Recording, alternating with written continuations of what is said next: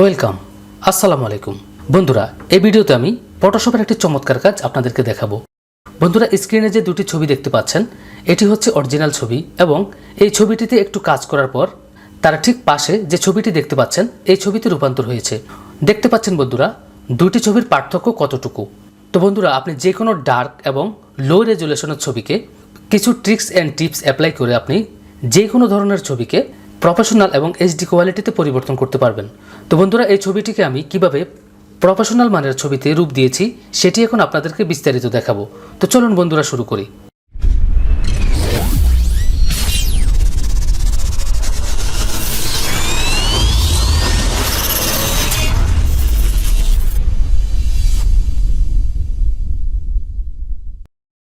তো আমি প্রথমে এই ছবিটি ডিলিট করে দিচ্ছি।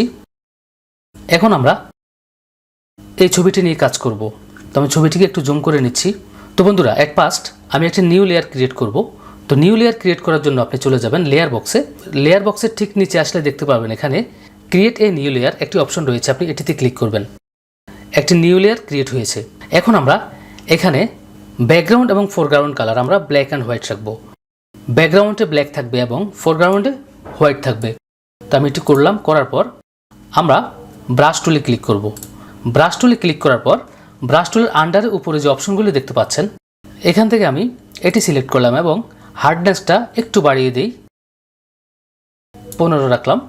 এরপর আপনারা এখান থেকে অপাসিটি 100% করে দিবেন এবং ফ্লোটাও 100% করে দিবেন। করার পর ছবিটিতে যতটুকু পেজ রয়েছে আমি ততটুকু সিলেক্ট করে নেব। আপনি মাউস ড্র্যাগ করলে এটি সিলেক্ট হয়ে যাবে। আমি করছি, দেখেন।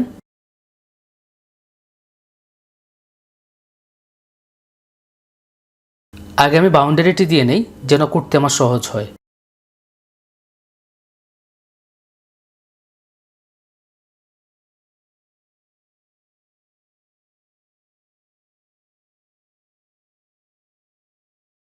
বন্ধুরা, দেখতে পাচ্ছেন আমার সিলেক্ট করা শেষ হয়ে গিয়েছে। এখন আমরা লেয়ার 1-এর অধীনে যে ব্লেন্ডিং মোড অপশন রয়েছে, এখান থেকে আমরা ব্লেন্ডিং মোড অপশন থেকে সফট লাইট অপশনটিতে ক্লিক করব। দেখতে পাচ্ছেন বন্ধুরা, সফট লাইট দেওয়ার পরে ছবিতে কতটুকু পরিবর্তন এসেছে। এরপর আমি ব্রুগুলোকে একটু কালো করে দিই। এখানে লেয়ার 1টিকে আমরা মাস্ক করব। মাস্ক করার জন্য এখান থেকে আমরা মাস্ক ক্লিক করলাম। লেয়ার 1টিকে মাস্ক করে নিলাম। তো বন্ধুরা, লেয়ারটি মাস্ক করলাম। মাস্ক করার পর আমরা এখানে ব্রাশ টুলে ক্লিক করব। ব্রাশ টুলে ক্লিক করে আমরা ব্যাকগ্রাউন্ডটি ব্ল্যাক অ্যান্ড হোয়াইট রাখবো, মানে উপরে ব্ল্যাক রাখবো, নিচে হোয়াইট রাখবো। সিলেকশন যে বৃত্তটি রয়েছে, এটি আপনি কিবোর্ড থেকে লেফট ব্র্যাকেট এবং রাইট ব্র্যাকেট চেপে ছোট বড় করে নেবেন আপনার পরিমাণ মতো। তো আমি ব্রুর উপরে মাউস ড্র্যাগ করব। ড্র্যাগ করলে একটু কালো হবে।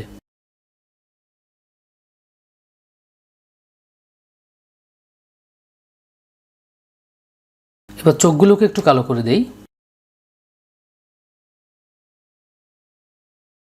চোখের উপরে একটু আইব্রু দিয়ে দেই। আপনি চাইলে চোখের উপরে একটু আইব্রু দিতে পারেন। একইভাবে আপনি ব্রাশ টুলটি দিয়ে ড্র্যাগ করলে এটি হয়ে যাবে।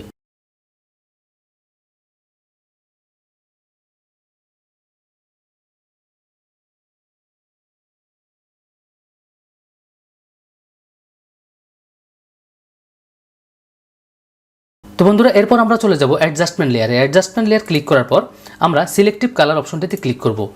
ক্লিক করার পর আমরা এখানে কালার্স যে অপশনটি রয়েছে, এখান থেকে আমরা হোয়াইট সিলেকশন করে দিব।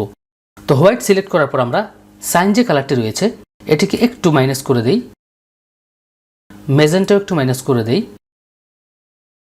করার পরে আমরা আবার চলে গেলাম লেয়ার প্যানেলে।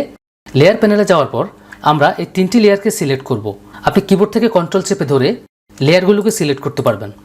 এরপর আপনি সিলেক্টকৃত লেয়ারের উপর মাউসের রাইট বাটন ক্লিক করে এখান থেকে মার্জ লেয়ার অপশনটিতে ক্লিক করবেন। তো ক্লিক করার পর বন্ধুরা, আমরা এই লেয়ারটিকে একটি কপি করে নেব। আমি ব্যাকগ্রাউন্ড লেয়ারটির উপরে মাউস ড্র্যাগ করে ক্রিয়েট এ নিউ লেয়ারের উপর এনে ছেড়ে দিলে আরেকটি লেয়ার কপি হবে। এরপর আমরা ব্যাকগ্রাউন্ড লেয়ারটিকে হাইড করে রাখি, চোখটি তুলে দিলাম। তারপর আমরা চলে যাব ফিল্টার মেনুতে। ফিল্টার মেনুতে এসে আমরা ক্যামেরার ও ফিল্টার অপশনটিতে ক্লিক করব। ক্লিক করার পর বন্ধুরা, এখান থেকে আমরা টেম্পারেচারটি একটু বাড়িয়ে দেই, তারপর একটু বাড়িয়ে দেই। এরপরের যে অপশনটি রয়েছে, আমরা এখান থেকে লিউমেন্সটি আমরা 50 করে দেই। লিউমেন্স কন্ট্রাস্টটি আমরা 50 করে দেই। এরপর ওকে ক্লিক করলাম। তো এই লেয়ারটিকে আমি অন করে দেই। দেখতে পাচ্ছেন বন্ধুরা কতটুকু পার্থক্য চলে এসেছে ছবিটির মধ্যে। এরপর বন্ধুরা এখানটায় দেখতে পাচ্ছেন কিছু কিছু জায়গায় রিফ্লেকশন রয়েছে, মানে ছবির মধ্যে একটি জ্বলা জ্বলা ভাব আছে।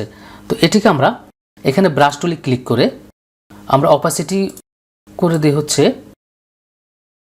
20 এবং ফ্লোটা আমরা 30 করে দিই।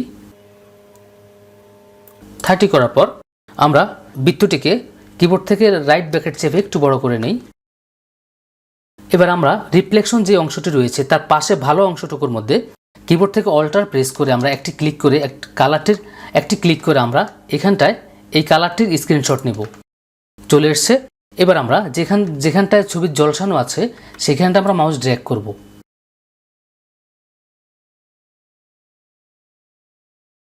দেখতে পাচ্ছেন বন্ধুরা এতক্ষণ ছবিতে যে জ্বলা জ্বলা ভাবটি ছিল সেটি কিন্তু অনেকাংশে কমে গিয়েছে।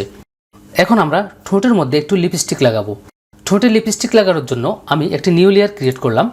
নিউ লেয়ার ক্রিয়েট করার পর আমরা এখানে ফোরগ্রাউন্ড কালারে একটি কালার সেটিং করব। যেই কালারের লিপস্টিক আমরা দিতে চাচ্ছি সেই কালারটি আমরা এখান থেকে সেটিং করব।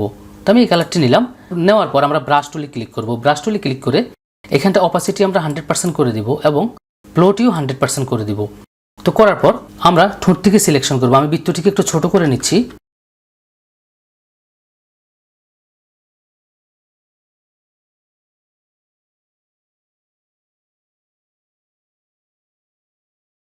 বন্ধুরা দেখতে পাচ্ছেন ঠোঁট সিলেকশন করা আমাদের কমপ্লিট হয়ে গেছে। এখন আমরা এখানে ব্লেন্ডিং মোডে এসে এখান থেকে আমরা মাল্টিপ্লাই অপশনটিতে ক্লিক করব। দেখতে পাচ্ছেন বন্ধুরা লিপস্টিকগুলিও কিন্তু অ্যাডজাস্ট হয়ে গিয়েছে। তো বন্ধুরা ছবিটিকে আরও একটু স্মার্ট করার জন্য আমরা লেয়ার 1 সিলেক্ট থাকা অবস্থায় আমরা 3টি লেয়ারকে কিন্তু অ্যাডজাস্ট করে নিতে হবে। সেটার জন্য আমি কিবোর্ড থেকে কন্ট্রোল ই প্রেস করলাম। তো সবগুলি একটি লেয়ারে পরিণত হয়েছে। এখন আমরা চলে যাব ফিল্টার অপশনে। ফিল্টার অপশন থেকে আমরা এখানে এসে নয়েজের প্রফেশনাল অপশনটিতে ক্লিক করব। ক্লিক করে এখানে আমার যা সেটিং দেওয়া আছে তাই থাকলো। এখানে আমি লিউমেন্স দিয়ে রেখেছি 70 থাক এবং কালারটি দিয়ে রেখেছি 80। তো এই অবস্থায় রেখে আমি ওকে ক্লিক করলাম। তো বন্ধুরা আগের ছবিটি এবং বর্তমান ছবিটি কতটুকু পার্থক্য এটা নিজের চোখেই দেখলেন। তো বন্ধুরা আসল কথা হচ্ছে কোন ছবিতে কি কালার দিলে ভালো লাগবে সেটা কিন্তু আপনার উপরেই ডিপেন্ড করে। কারণ সব মানুষের ছবি কিন্তু একরকম উঠে না। যেমন ফর্সা মানুষের ছবি একরকম উঠে এবং যারা একটু কালো বর্ণের আছে তাদের ছবি কিন্তু আরেক রকম ওঠে। তো আপনি নিজেই ঠিক করতে হবে কোন ছবিতে কোন কালারটি দিলে আপনার কাছে ভালো লাগবে। তো বন্ধুরা আশা করছি টিউটোরিয়ালটি আপনাদের অনেক ভালো লেগেছে। আর যদি ভালো লেগে থাকে তাহলে অবশ্যই লাইক করবেন এবং আমাকে কমেন্ট করে জানাবেন। তো বন্ধুরা দেখা হবে পরবর্তীতে আবার নতুন চমৎকার কোনো টিউটোরিয়াল নিয়ে। সে পর্যন্ত সবাই ভালো থাকুন। আল্লাহ হাফেজ।